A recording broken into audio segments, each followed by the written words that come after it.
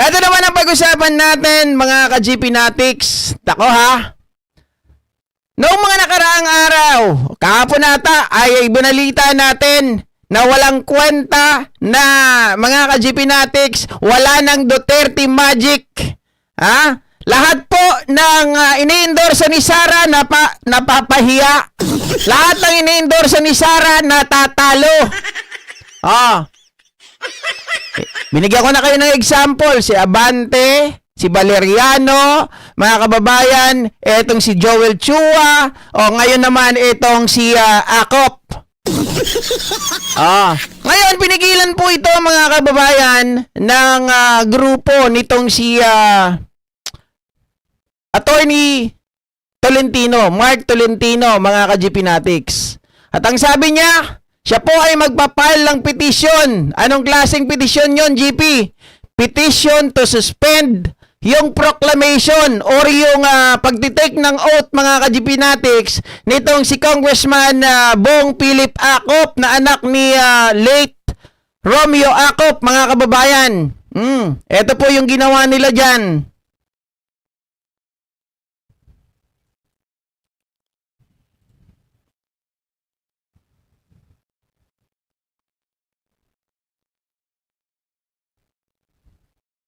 Teka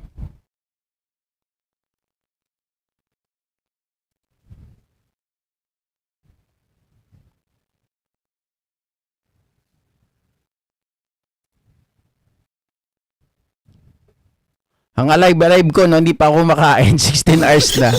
Wala kaya. Eto, mga kababayan, mga ka-GP Natics.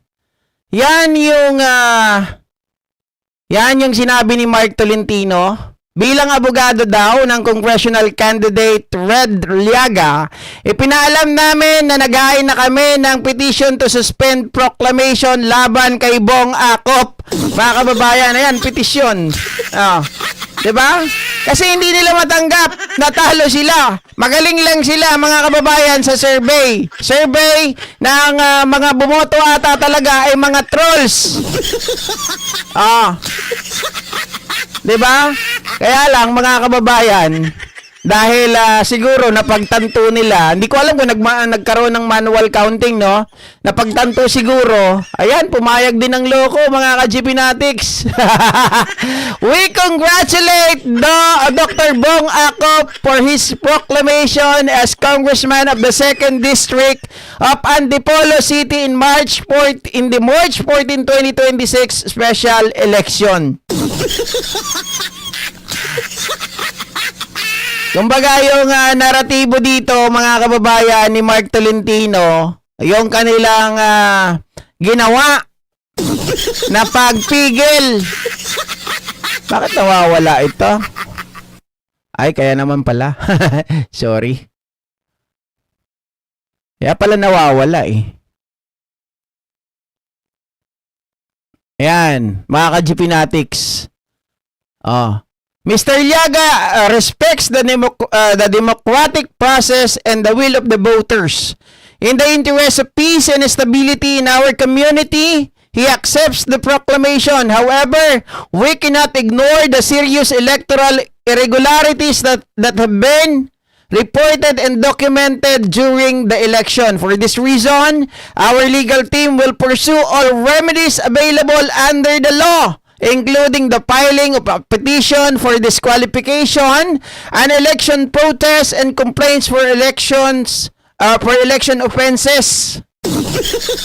Tinanggap na, pero may babala pa rin, mga kababayan, na magpapile ng petition for disqualification. Amag na yan.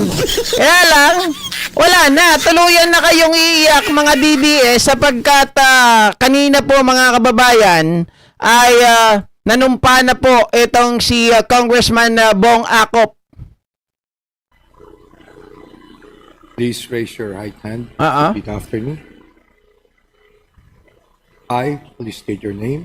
I, Philip Conrad M. Acop, Of 2nd District of Antipolo City, having been elected as representative of, having been elected as representative of the 2nd District of Antipolo, hereby solemnly swear hereby solemnly swear that I will well and faithfully discharge that I will well and faithfully discharge to the best of my ability to the best of my ability the duties of my present position the duties of my present position of all others and of all others I may hereafter hold I may hereafter hold under the Republic, under the Republic of the Philippines, that Brian. I will support and defend the Constitution of the Philippines, that I will support and defend the Constitution of the Philippines, that I will bear true faith and allegiance to the same, that I will bear true faith and allegiance to the same, and that I will obey the laws, and that I will obey the laws, legal orders, and decrees promulgated legal orders, and decrees promulgated by the duly constituted authorities of the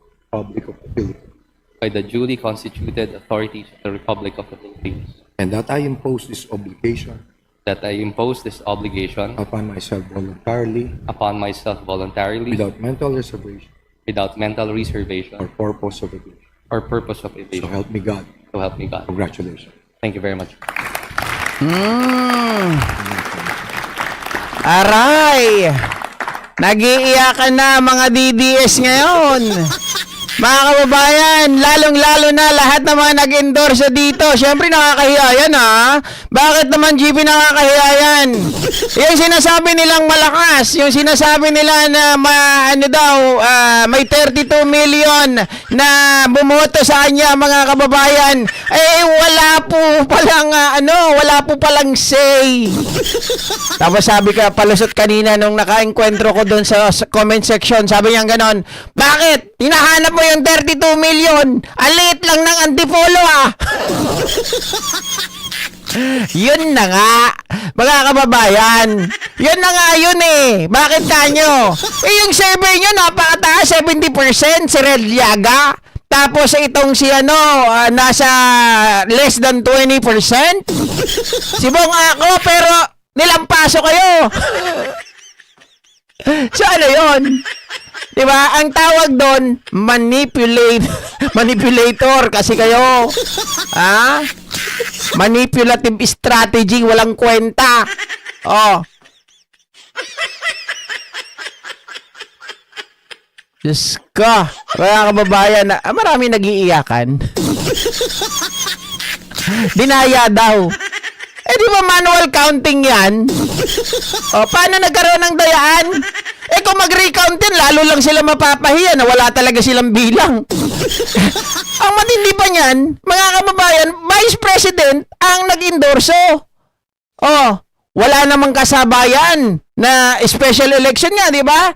Special, ibig sabihin, doon lang talaga nakatutok mga ka-GPnatics. Oh, ano yun? Nandun yung Vice Presidente, mga palakpak. Yung mga tao doon, pag alis ng Vice Presidente, buti nga sa'yo. Nek mo. Kala mo iboboto namin manok mo? Ganon. Oh.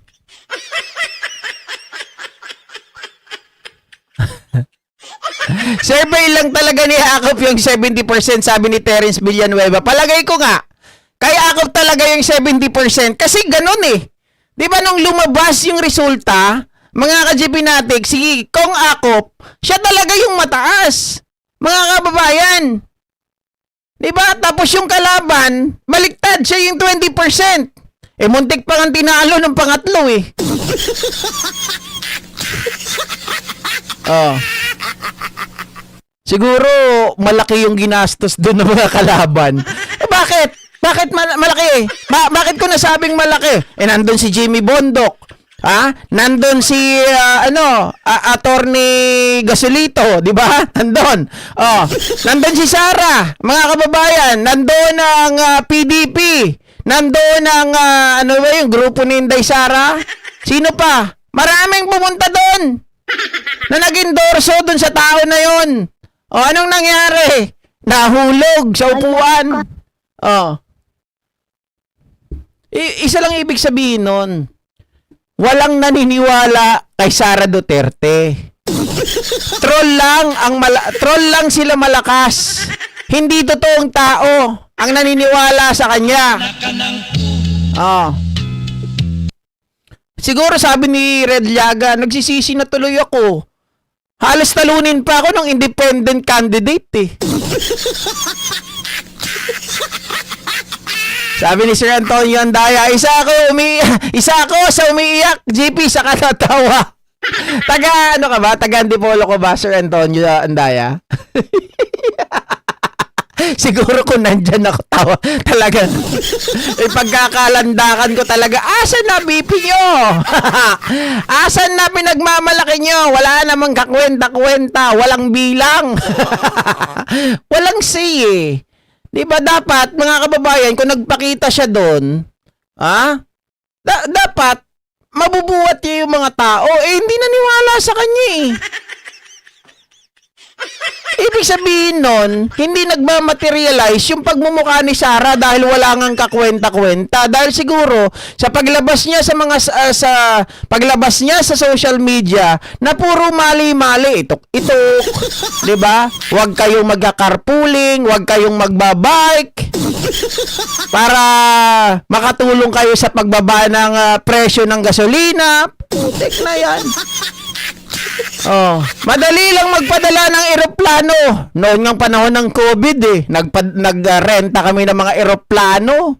Oh, galing ng Maynila papunta ng Davao. Sabi ni Ronald Llamas, maganda sana yung idea mo kung walang gera. Di ba? Ano no? Attorney Pao, regardless if luma or bagong case, what is the issue? Lagi kayong palusot. Si Michael Powa. Oo. Si sniper ba si Benji Uy? Tama ba? Tinanggalan ko ng kasi hindi ko nakikita. Ikaw pala yon, sniper. Okay. Bakit yung mga alagad ni Sarah puro mga bobo tulad nito, Pasio? Wala nang importante sa kanila, guys, kung hindi.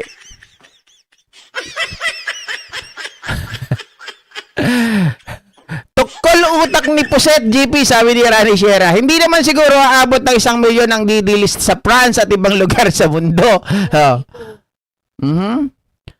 Gising na nga ang taong bayan, alam na nila ang baho ng mga Duterte. That is exactly true. Dapat sa election tanggalin na si George Garcia sa Comelec para walang dayaan. Sabi ni Sir Antonio, saan Dituyak Norte? Akala ko taga Antipolo. Ang delikado lang kung nagdala pa ng bulaklak. Nagdala ng Bakit yung mga alagad, okay? Nabasa ko na, tama? Oo. Mga bad elements ang followers ni Sara Mau, Chucky, Duterte, Umay, at mga ghosts. Mga ghosts. Di ba? Dapat pinabayaan na lang, dapat pinabayaan na lang natin lumipad sa no-fly zone. Wala na sana tayong BP. Ang problema, hindi naman yan lilipad na mag-isa. Hindi naman yan pupunta doon. Malakas lang mag-suggest yan, pero hindi naman nag-iisip. Sabi nga ni Yusek Castro, wala namang ginamit na percentage ng utak. Ma'am Rowena Miranda, hello. Ma'am Kim Kabsat, Kim Calderon, shout out sa iyo dyan sa Cebu, ha? Hello. Huwag niyong iboboto si Guanzon. Hoy, huwag kayo mga kababayan, ha? Nakarating po sa aking balita ngayon. Pinuputakte, may singit ko lang. Pinuputakte ng mga DDS ngayon, etong si Pau Balicuatro. Si Pam Balicuatro, mga kababayan, yung governor ng Cebu. Talagang kinukulit ngayon, talagang sila EJ Jugalbot, 'di ba? Binabanatan si Pam Balicuatro ngayon, mga kababayan, na insider daw ni PBBM.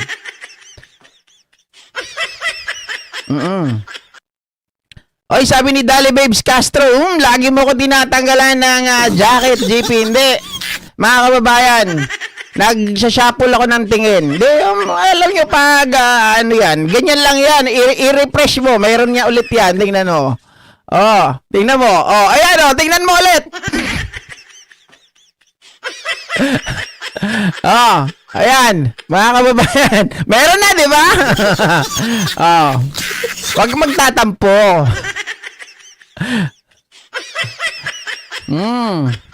Okay? So, ayan, iyak na lang mga DDS, walang mangyayari sa inyo. Talo kayo Ate Cholang, Ma'am Army Myra Bueno.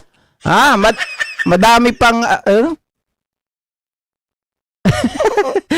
ang kumabasa oritas. Tapos yung bulaklak nakakabit sa pabilog na kamay. Grabe yun, mga kababayan. Grabe yun. Kapag bulaklak na nandun sa pabilog na kawayan, iba na yun.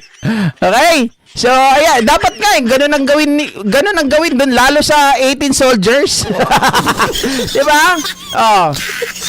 Okay, so ito, pag-usapan naman natin, mga kababayan na umiiyak dito ngayon sa kamera. Ito yung isa sa mga